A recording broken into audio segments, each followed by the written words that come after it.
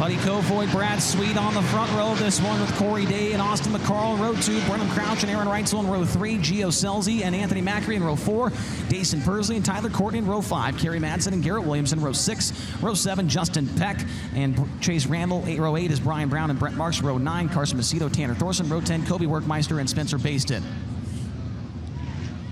Eagle Raceway, we got them racked, we got them stacked, and we've got the grandstands packed. Let's go racing up at turn number 4. We are green. Features underway at Eagle Raceway. They're side by side for the race lead. Give it to Buddy Kofoid at the end of the back straightaway. Kofoid goes low into turns 3 and 4. That leaves the high side open for Brad Sweet. Kofoid leads lap 1 of the Eagle Nationals. Corey Day runs in that second spot. Now Sweet back to the inside. Kofoid up at turn number 2. Shows the nose there, but Kofoid maintains the top spot. Kofoid goes low in turn number 1. Or make that turn for 3 and 4. Corey Day's got to run on Brad Sweet down the front straightaway. Corey Day to the outside looking for second up at turn number 2.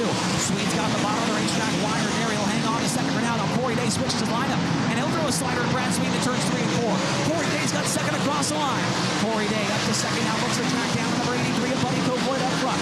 Brad Sweet slips back to third. Austin McCarl runs up fourth, and fifth at this point in time is a battle between Aaron Reutzel and Gio Scelzi. Scelzi looks low into 3 and 4. They're side by side up at turn number 4. Good, that's gone back to Reutzel.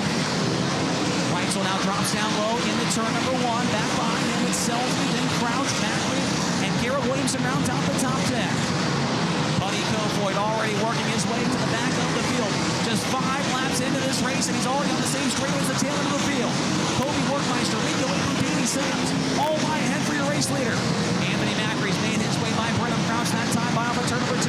Anthony Macri's now up to the 7th position. Keep an eye on the Durst Dice Roll driver. He likes a big cushion. That's what you're going to get here tonight at Eagle Raceway. Back up front, Kofoid on the outside. Close call with Kobe Werkmeister into turn 1. Buddy Kofoid nearly off the tire of Werkmeister. That allows Corey Day to close in.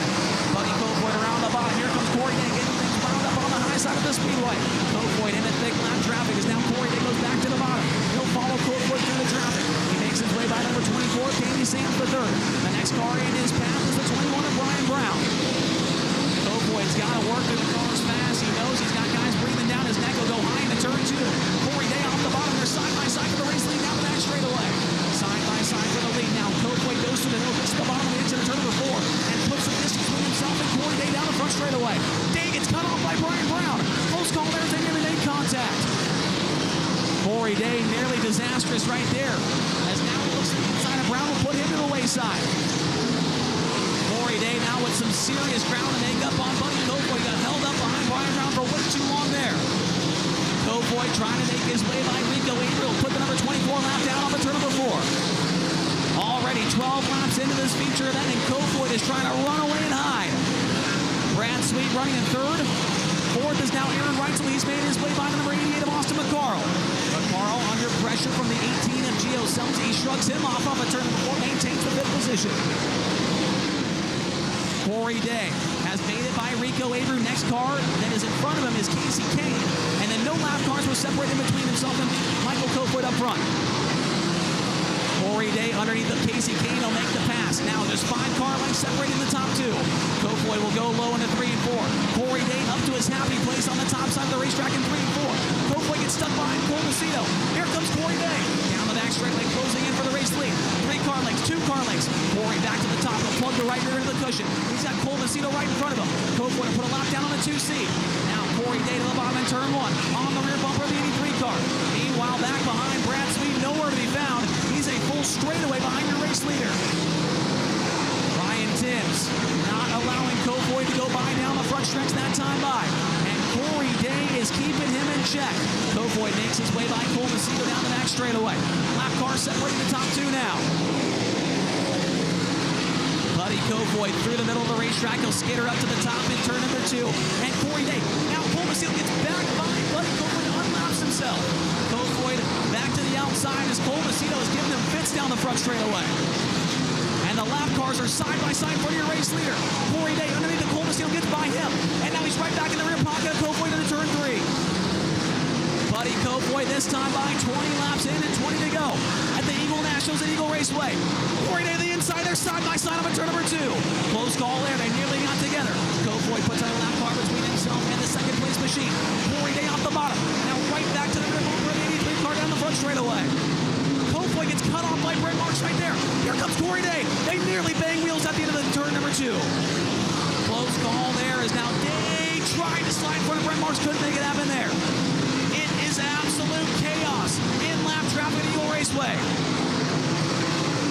Now Timms will unlap himself as well in turn 2. Kofoid around the outside, now trying to size up the 13 of Jason Pursley down the front straightaway. Kofoid will go low into turn 1.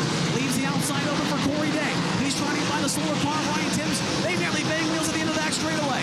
Day had to get on the brakes there. Now looks to the inside, and Timms down the front straightaway.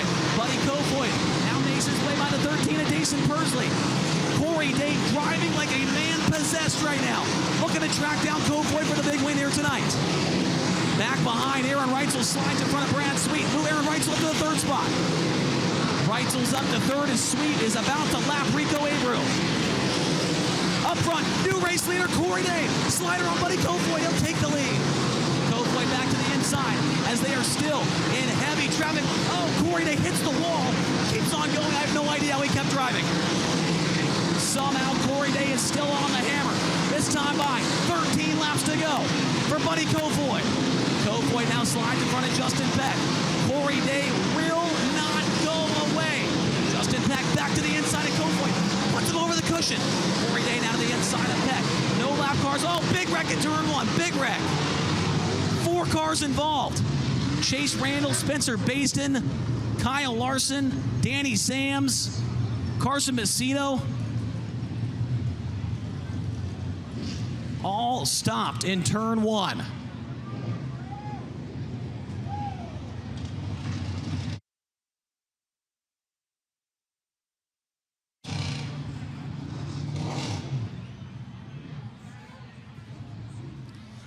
Red flag, all stop, as Chase Randall is in a very precarious position there in turn 1. Right side's up on top of the wall.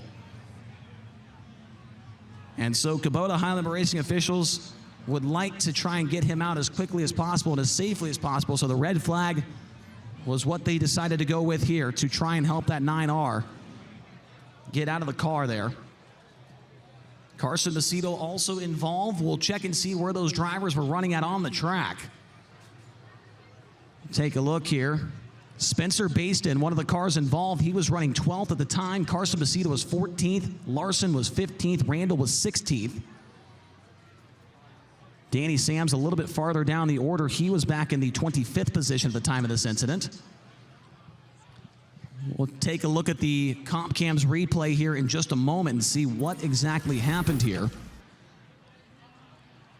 So they're going to be rolling into turn 1 here. You see a gaggle of cars rolling into the corner, and Spencer Bayston just got over the left side there of Danny Sams, and those guys that were committed to the top on entry just had no place to go there. Macedo, Larson, and Randall. And so Danny Sams, there's damage to the front end on that car. He is going to head back towards the trailer, towards the pit area. Chase Randall, that's going to take a moment to try and get him up off the top of the wall down there. It has been an absolute frenzy to start things off here in this one at Eagle Raceway. Buddy Kofoid has led the whole way. Corey Day quickly took the lead for just a moment, but Kofoid was able to wrestle it back away from him. Kyle Larson, flat right rear tire on the Silva Motorsports 57, and a bad night has gone worse for that Fulkins Brothers Trucking number 57. Looks like Bayston is also trying to point his car back to the pit area, as they have now gotten the all-by-your alternative number 9R, Chase Randall, off the wall. Here's a look at the top 10 for the restart. Buddy Kofoid is leading. Corey Day is running in second. Third spot is Aaron Reutzel. Fourth is Brad Sweet, and fifth is Austin McCarl. Anthony Macri running in sixth. Seventh is Gio Scelzi. Eighth is Tyler Courtney, and ninth is Garrett Williamson. And then Tanner Thorson rounding out the top 10. Thorson from 18th to 10th in the first 28 laps of this one. So it looks like the 57 of Kyle Larson is heading towards the trailer. He's going to nose that thing back towards the trailer, so his night's going to come to an end. Tony, you have anything to report from us down there? I don't know if you hit on it already, Chase. You might have with other camera shots you had at your disposal, but flat right front on the JJR number 41 for Carson Macedo. So he was hollering, trying to get someone's attention, and they have finally answered the call. They're going to make his way. They're going to get Carson over to the work area just outside of turn 2 here, but no guaranteed time. As always, with high limit past the halfway point, he would typically get those 2 minutes, but once we reach the halfway point, no guaranteed time. But from my view, the only thing that was wrong on the 41 was the flat right front tire, with this being a full red flag, having to refire and reorganize the whole field. Should they not find anything else on Carson Macedo's 41, he will be more than likely very safe to get back out onto the track in time for this restart. As the Frozen Farmer Pig Pint is out there on the front stretch, and Kofoid will choose the bottom, and he's going to give Corey Day the top. No games being played throughout the first couple of cars. Tanner Thorson, the first driver to kind of break out of line there. He will restart 10th.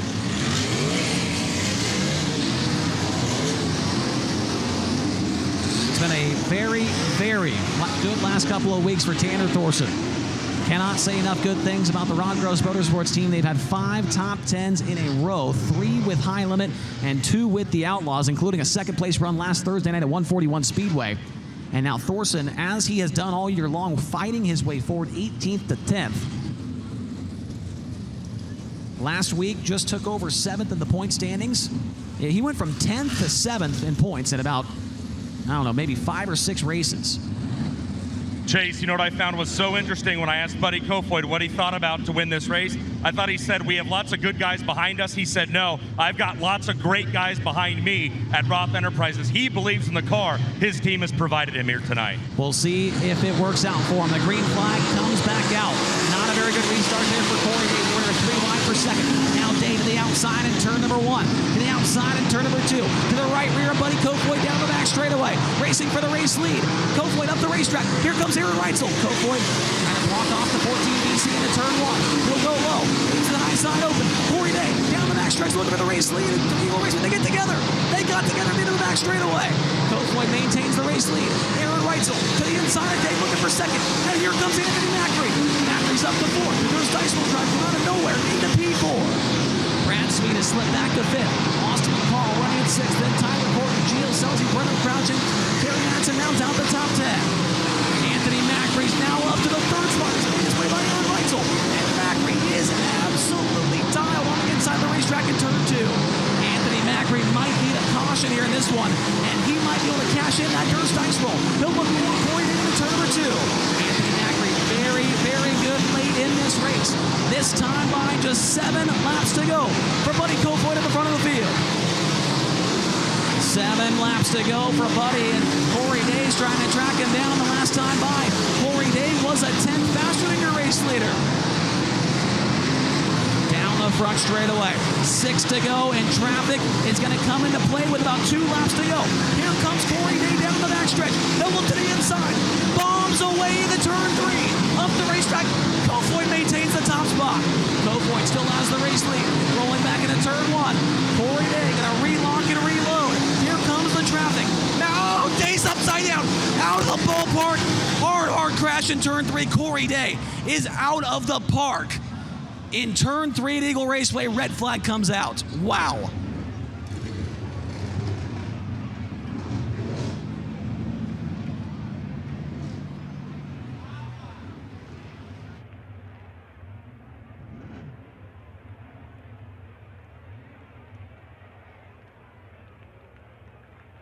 Corey Day is out of the car.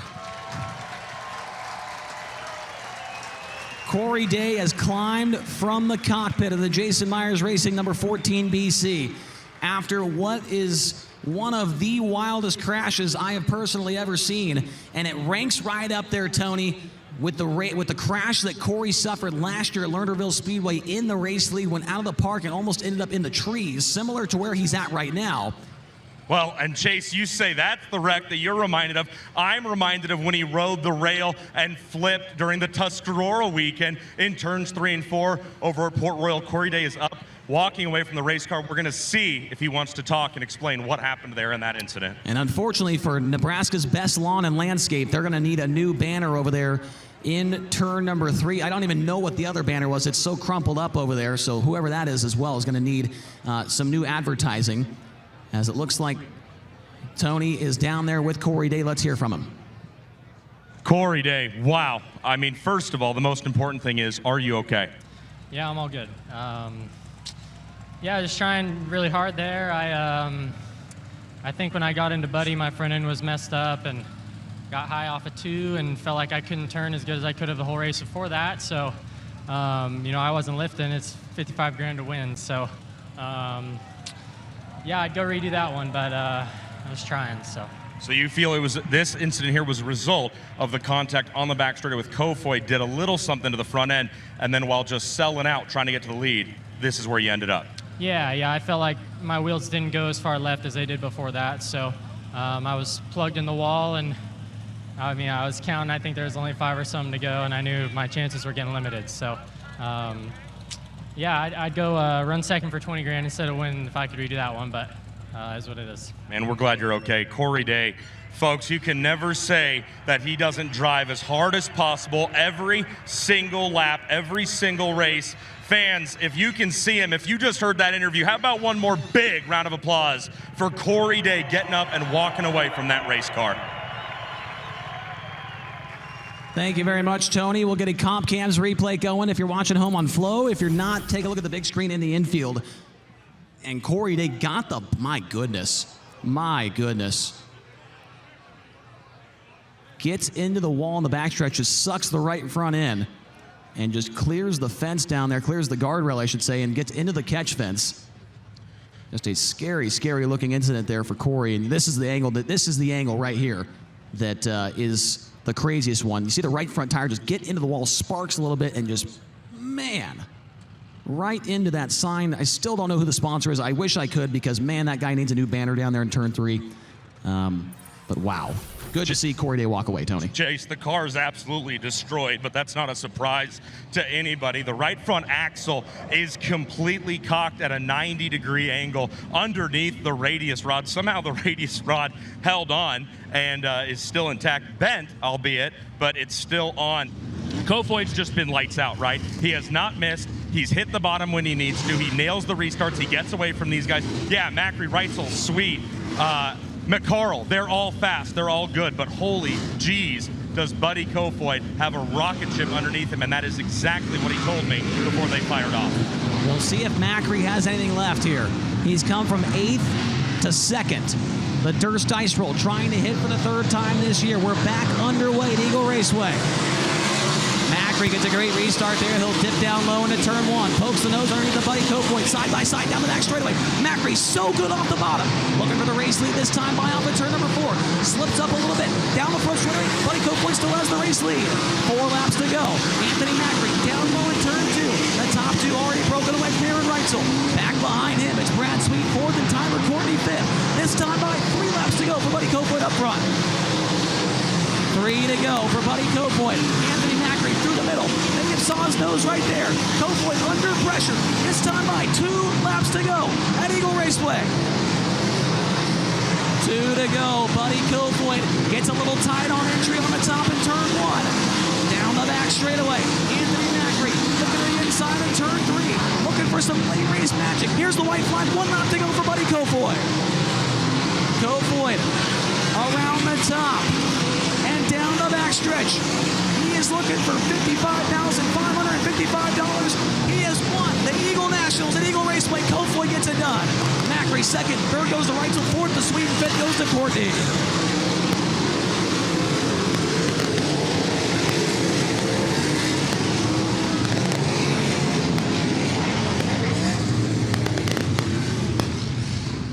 Buddy Kofoid leads all 40 laps, but the scorecard would not tell the entire story here in this one. Macri ends up 2nd from 8th.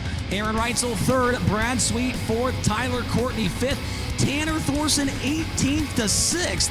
Kerry Madsen 7th, Gio Scelzi 8th, 9th to Brenham Crouch, and 10th after getting involved in that turn 1 incident. Spencer Bayston recovers for a top 10 finish. Chase Randall, Garrett Williamson, Austin McCarl, Cole Macedo, Ryan Timms top 15. Justin Peck, Dason Pursley, Rico Abreu, Brent Marks, and Casey Kahne, the top 20 here in this one. And the driver that will cash the check is Michael Buddy Kofoid. And Buddy is pumped up. He'll climb off the top of the Roth Enterprises number 83 and have a word with Tony Laporta. $55,555 richer. Buddy Kofoid, that race, that pace looked torrid. Everybody behind you was driving as hard as I've ever seen them drive to keep up with you. What was it like behind the wheel of this Roth Motorsports number 83? This car always feels pretty damn good every time I get in. It's up to me to do my job. But I'll say that when it's that long a race in a track like this, it changes so much from, hammering the bottom almost, wide open to moving up to the top in 3 and 4, then still the bottom. I didn't know where to be mainly in 1 and 2, so I feel like it kind of got me scrambled a little bit and nervous on them restarts and where to fire off and where to pick on that cone. And I ran the bottom down there a couple laps on that restart and didn't feel like I was getting off as good. But I feel like in traffic I wasn't great on the top either. And then, knew I needed to move up after I got slid and then got him back, and just knew I needed to control the race on the top and take off good if there was a restart. But yeah, like you said, I feel like I was driving hard. I can barely catch my breath, but just want to thank Dylan, Nate, and John. They're 3 incredible guys that do a really good job for me and get me really comfortable at a place where you got to be cowboy up. And I just want to thank Dennis and Teresa Roth. They've been behind me for 2.5 years now and have done a lot for me. And I'm just, really fortunate to drive their iconic, beautiful race car and to do it with Mobil 1 and Toyota. This Ryder Racing engine, Maximum Chassis FK Shock 83 was really good all night and cool. I was thinking about it. It was when we qualified good and then got to the heat race, got on the dash. I was like, man, it'd be cool to get redemption after turning a lap and a quarter last year. So just want to thank, all of them guys, Todd Ventura and Andy Graves, everyone at TRD that makes this possible. Just really happy to come get a win with High Limit and against such a stout field. And I'm not into the side stuff, whether it's Outlaws or High Limit, but it feels pretty cool to beat them after running second to them one of the nights last week. Yeah, I was going to say, you've got 4 Outlaw feature victories to your credit already, a good year over there on that side, but you get your first High Limit victory here in 2025, and you mentioned it already, but man, how wild is it to think about what happened here just 1 year ago, getting upside down in hot laps after a lap, maybe a lap and a half, like you said, and then scratching from the event to come back here. Is this like it kind of owed you one, this place? Sometimes I think about stuff like that, but in the end of the day, racing doesn't owe you anything, and you got to earn everything you get. It's not easy to do this, and it's hard as shit to do this full time and to make a living. But I wouldn't trade it for anything else. And there's days where you got to be beat down or have stuff happen out of your control. Like I said, it was just a steering box issue that we haven't ever had happen before since I've been with Roth, and just took us out. And the funny thing about that was a really good car for us. That kind of put us in a scramble the next month, honestly. So to come back, full circle moment at a track, I feel like that suits my driving styles. Really gratifying. 4 Outlaw victories, but his first High Limit victory of 2025. Buddy Kofoid, right here off to the side, you're going to get presented with the Chasm Safety Technologies golden ticket and a Chasm Safety Technologies win sticker to go on the tail tank or your Roth Motorsports number 83. That was a wildly entertaining race to watch. Catch your breath, and congratulations. No, I just want to thank everyone for coming out. Whether it's with the Outlaws or the High Limit, it's really, for me as a driver, really cool to see the grandstands packed, and I hope you guys come to our trailers so we can shake your hands. All right, how about that? An invitation from your winner with High Limit Racing. Buddy Kofoid gets it done here at the Eagle Nationals. Well, Tony, we've got to get to our contingency award winners real quick. Our Race for Dean Foundation Rookie of the Race. That was Chase Randall in car number 9R. He finished up in the 11th position, so a good run there for Chase. And we also had our Best Lap of the Race award presented by Jake's Golf Carts. That went to Buddy Kofoid. Lap 1, he turned in a 12.099 second time. That put him to the top when it comes to the Jake's Golf Carts fastest lap. And then, of course, for about the 98th time this year, Tanner Thorson, the Rod and Supply Hard Charger, 18th to 6th for a plus 12 there for Tanner Thorson. He is the Rod and Supply Hard Charger. Also, real quick, folks, if you're going back to the pit area, make sure to stop in at the Melon Bar, which is located directly outside Turn 2. Get yourself a cold drink, a beverage, whatever it is, and walk around the pits. The Melon Bar is open right now in the pit area outside Turn 2. Anthony Macri, I'm not sure if you'll be headed to the Melon Bar after a second-place run, but from 8th as the Durst Dice Roll driver of the night, you were so close to making a fan $2,500. But what I want to know about was the same thing I talked to Buddy Kofoid about, the rapid pace of this race. You were up there in the mix, a lot of it, but things really changed when Corey Day had his accident with, like, what was it, 10 laps to go. Just how hard were you driving this 39M? I felt like the first however many laps there until that red, it was just, like you said, we were just, driving the wheels off of it and kind of going nowhere in a way. It's just how the pace was, and it was hard to pass. And, then we entered lap traffic, and it made it really interesting. So that's when we had to start searching around, and, I found the bottom down there, right there before the red. And, I had about 2 laps after each red flag to make something happen, to try to make something happen. And, I thought we were going to have the lead there going down the backstretch after that second red, but just kind of played too nice in 3 and 4, and just didn't take it the whole way across. So, hats off to those guys for winning, and my guys for giving me a good car, and all the sponsors that play into this car, and everyone that helps. And we're finally starting to roll and go in the right direction. Hopefully, it just stays on par.